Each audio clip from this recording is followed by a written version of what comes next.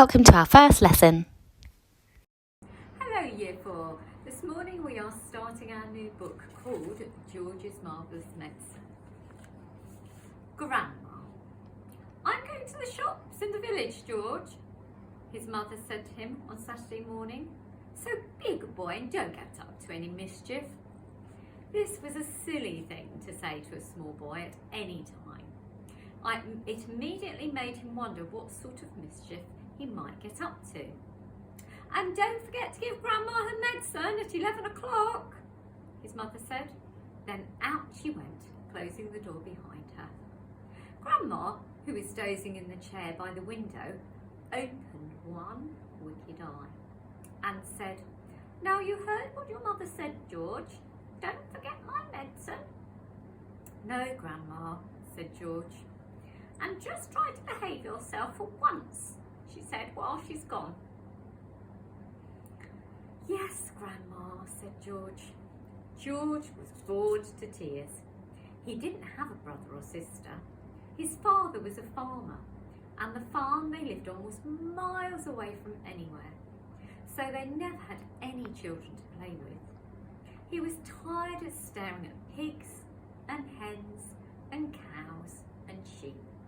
He was especially tired of having to live in the same house as that grisly old grumpian of a grandma. Looking after her all by himself was hardly the most exciting way to spend a Saturday morning. "You can make me a nice cup of tea for a start," Grandma said to George. "That'll keep you out of mischief for a few minutes." "Yes, Grandma," said George. George couldn't help disliking Grandma. She was a selfish, grumpy old woman. She had pale brown teeth and a small puckered mouth like a dog's bottom. "How much sugar in your tea today, Grandma?" George asked. "1 spoon and no milk," she said. Most grandmas are lovely, kind, helpful old ladies, but not this one. She spent all day and every evening sitting in the chair by the window, and she was always complaining, grousing, grouching, grumbling, griping about something or other.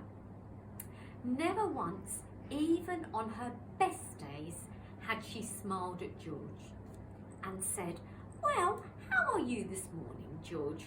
Why don't you and I have a game of snakes and ladders? Or, how was school today?" She didn't care about other people, only about herself. She was a miserable old grouch.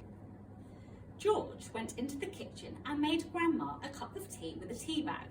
He put 1 spoon of sugar in it and no milk. He stirred the sugar well and carried the cup of tea into the living room. Grandma sipped the tea. "It's not sweet enough," she said. "Put more sugar in it." George took the cup back to the kitchen and added another spoonful of sugar. He stirred it again and carried it carefully into Grandma. "Where's the saucer?" she said. "I won't have a cup without a saucer." George fetched her a saucer. "And what about a teaspoon, if you please?" "I've stirred it for you, Grandma. I stirred it well." "I'll stir my own tea, thank you very much," she said. "Fetch me a teaspoon." George fetched her a teaspoon. When George's mother or father were home, Grandma never ordered George about like this. It was only when she had him on her own, that she began treating him badly. "You know what's the matter with you?" the old woman said, staring at George over the rim of the teacup with those bright, wicked little eyes. "You're growing too fast. Boys who grow too fast become stupid and lazy." "But I can't help it if I'm growing fast, Grandma," George said. "Of course you can," she snapped. "Growing's a nasty, childish habit." "But we have to grow, Grandma. If we didn't grow, we'd never be grown-ups." "Rubbish, boy, rubbish," she said. "Look at me. Am I growing? Certainly not." "But you did once, Grandma." "Only very little." the old woman answered. I gave up growing when I was extremely small, along with all those nasty childish habits like laziness and disobedience and greed and sloppiness and untidiness and stupidity. You haven't given up any of these things, have you? I'm still only a little boy, Grandma. You're 8 years old, she snorted. That's old enough to know better. If you don't stop growing soon, it'll be too late. Too late for what, Grandma? It's ridiculous, she went on. You're nearly as tall as me already. George took a good look at Grandma. She certainly was a very tiny person. Her legs were so short, she had to have a footstool to put her feet on, and her head only came up halfway up the back of an armchair. Daddy says it's fine for a man to be tall, George said. Don't listen to your daddy, Grandma said. Listen to me. But how do I stop myself growing? George asked her. Eat less chocolate, Grandma said. Does chocolate make you grow? It makes you grow the wrong way, she snapped. Up instead of down. Grandma sipped some tea, but never took her eyes from the little boy who stood before her. Never grow up, she says. Always down. Yes, Grandma. And stop eating chocolate. Eat cabbage instead. Cabbage? Oh, no, I don't like cabbage, George said. It's not what you like or what you don't like, Grandma snapped. It's what's good for you that counts. From now on, you must eat cabbage 3 times a day. Mountains of cabbage. And if it's got caterpillars in it, then it's so much the better. Ouch, George said. Caterpillars give you brains, the old woman said. Mummy washes them down the sink, George said. Mummy's as stupid as you are, Grandma said. Cabbage doesn't taste of anything without a few boiled caterpillars in it. Slugs too. Not slugs, George cried out. I couldn't eat slugs.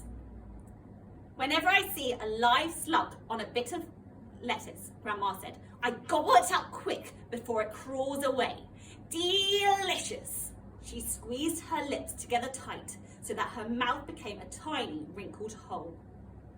Delicious, she said again. Worms and slugs and beetly bugs. You don't know what's good for you. You're joking, Grandma. I never joke, she said. Beetles are perhaps best of all. They go crunch.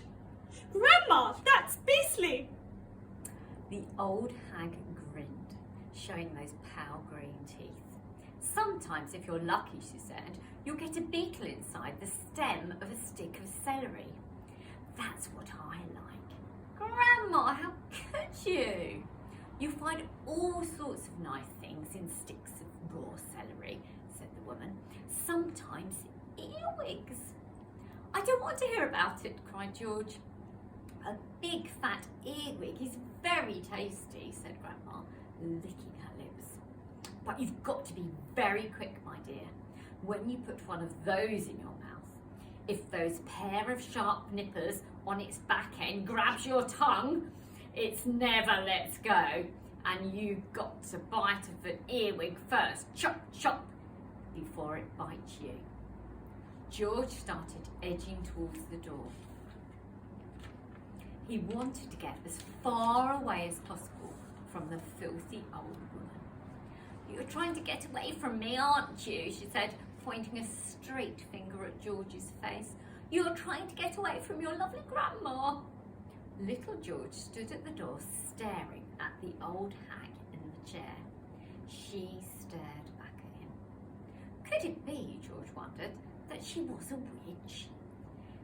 He had always thought witches were only in fairy tales, but now he wasn't so sure. Come closer to me, little boy, she said, beckoning him with her horny finger. Come closer and I will tell you secrets.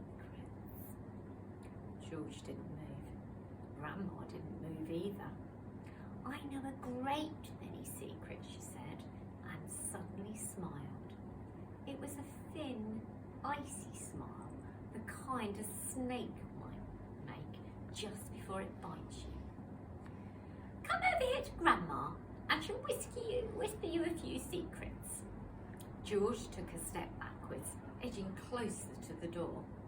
"You mustn't be frightened of your grandma," she said, smiling the icy smile again. George took another step backwards. "Some of us," she said, and all at once she was leaning forward in the chair and whispering a throaty sort of voice George had never heard of before. "Some of us have magic powers that can twist the creatures of the earth into wondrous shapes." A tingle of electricity flashed down the length of George's spine. He began to feel frightened. "Some of us," the old woman went on, "have a fire on our tongues and sparks in our bellies and wizardry in our fingertips. Some of us know the secrets that would make your hair stand on end and your eyes pop out their sockets." George wanted to run away, but his feet seemed stuck to the floor. "We know how to make your nails drop off and teeth grow out of your fingers instead." George began to tremble. It was her face that frightened him most of all. It was the frosty smile, the brilliant, unblinking eyes.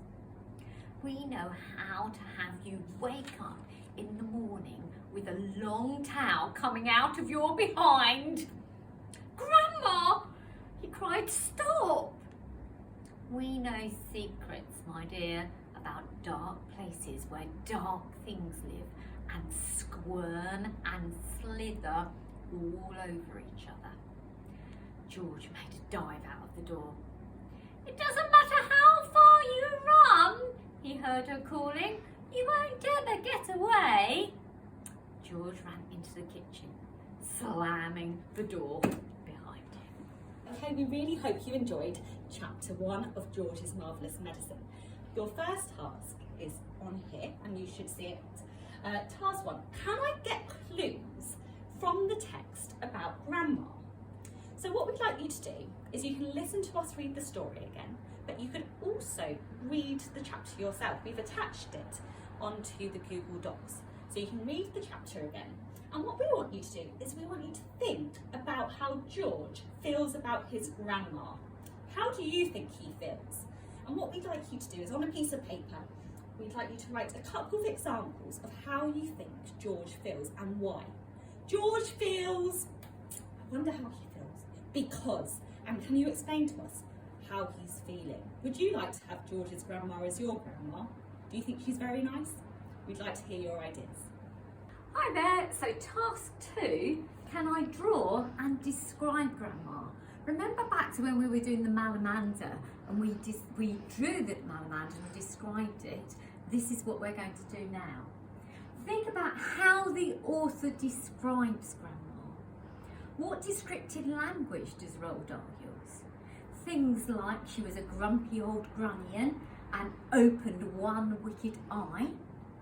On paper, draw a detailed picture of what you think Grandma looks like in your imagination.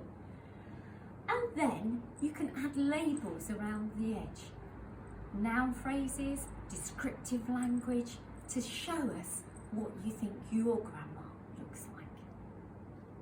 Those of you who would like a little extra challenge, there is an extension which is write your own description of any grumpy grandma or grandpa.